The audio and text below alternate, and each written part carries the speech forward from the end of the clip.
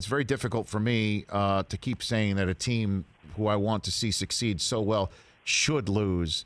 They came awful close. And I guess Greg Williams needs to be invited to the parade one day when Trevor Lawrence is picking confetti out of his beautiful hair. But what is going on, do you think, with these players? No one wants to lose them all. But what do you think is going on with the Jets right now, at this moment, with this locker room? Damien Woody. Well, I would say there's an intense amount of frustration. Like you said, in the media, and I know fans talk about it, as far as the Jets, quote-unquote, tanking. There's no tanking when it comes to the locker room. There's no tanking when it comes to the coaching staff. And there's no tanking when it comes to, the general manager.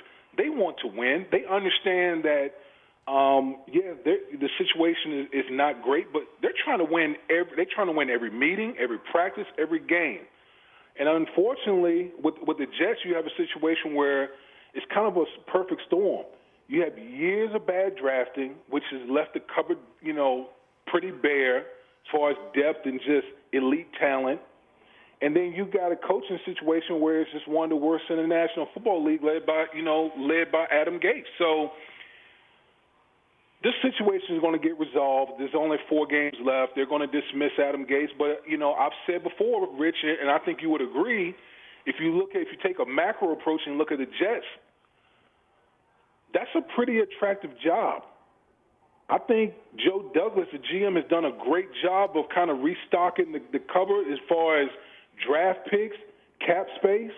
And so any person, any coach that's looking at this situation once the season is over, they're going to have their choice of a lot of good coaches out there. Well, that's another reason why I want them to lose as much as possible, to be honest with you, is because the best coaching candidates will not be available to the Jets if they don't have the ability to choose Trevor Lawrence. I mean, if you sit here and say, hey, we got the 3rd overall pick, but still come to a place that has been so dysfunctional over the last few years anyway.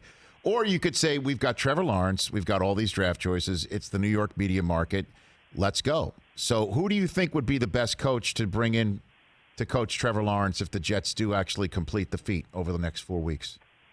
Damien. Rich, that's an awfully tough one because there's a lot of candidates out there. I mean, we've heard Eric Bieniemy, Robert Saleh. I don't know if I want to mispronounce his name, but the defensive coordinator with the 49ers. Yes, Saleh. Mm-hmm. Saleh. The OC from the Carolina Panthers, his name is hot. We've heard rumors now today about maybe Bill Cowher. I mean, there's a lot of different flavors of coaches that are going to be available for the Jets. I tend to believe, Rich, this team needs a CEO type of coach. They need a coach that's going to repair the reputation of this franchise, because right now the New York Jets are a laughingstock. They're the butt of every jokes around the National Football League.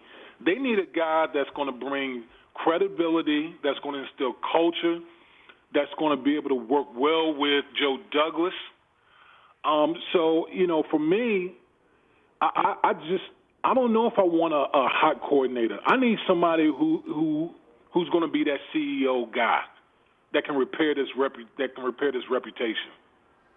Well, I mean, Bill Cowher would obviously suffice over that front. I mean, he's going to the Pro Football Hall of Fame. He wins every week though on the set of CBS. You know what I mean? Like that'd be again, the only reason why he would ever do that is like, here you go. You've got all of these draft choices. You don't have to move. You live in New York already. And on top of it, you get Trevor Lawrence. Who wouldn't want to be hooked up at the hip with Trevor Lawrence? I mean, every single coach on planet Earth who's interested in having a job with all of the draft choices and again, the number one media market, who wouldn't want that? That's why part of the reason why I want the Jets to keep doing this. And I feel for Sam Darnold, right? I mean, I totally feel this kid totally deserves better than to have this part of the conversation involve him. That's why I feel it's very difficult to have this talk, Damien, week in, week out. Yeah. Listen, I've been a Sam Darnold fan the whole time, but I just feel like the time has come where it's time to turn the page. I think that Sam Darnold has been beaten up and battered. I think the Jets organization has failed him. He hasn't played well. Anyone watching the Jets can clearly see there's a lot of deficiencies in Sam Darnold's game.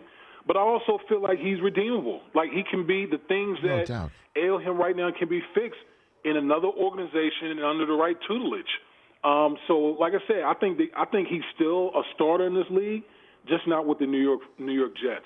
Hey, you watched all the way to the end. Thanks for that. Watch more right here.